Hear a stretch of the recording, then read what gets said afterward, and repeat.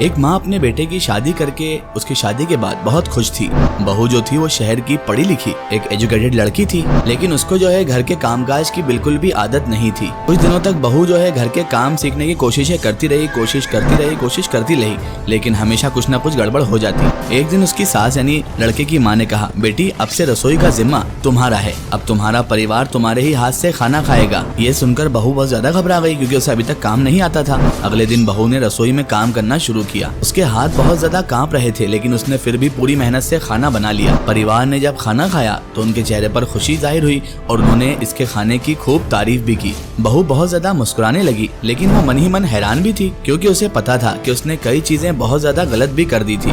ये सिलसिला अब कई दिन तक चलता रहा। बहू रोज खाना बनाती, गलतियां भी करती, लेकिन उसे हर बार तारीफें मिलती रहती और बहू हमेशा यही सोचती कि आखिरकार यह कैसे संभव है। एक दिन उसने छुपकर देखा कि जब वो खाना बनाकर हटी तो उसकी सासू माँ उसके बनाए हुए खाने को चख कर उसमें मसाले, नमक और जो कुछ भी कमी रहती वो सही कर रही थी। बहू की आंखों में ये सब देखकर आंसू आ गए। बहू ने पूछा, माँ आप ये क्यों कर रही हैं? माँ मुस्कुराई और कहने लगी, बेटी जब मैं इस घर में ब्याह कर आई थी तब मुझे भी बहुत ज्यादा डर लगता था।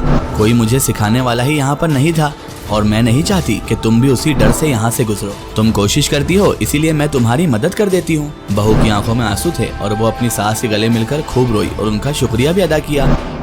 सीख, छोटी छोटी बातें रिश्तों को बना देती हैं। बड़ा सीखना सिखाना है जिंदगी का तरीका। इस बारे में आपकी क्या राय है? कमेंट में जरूर बताएं।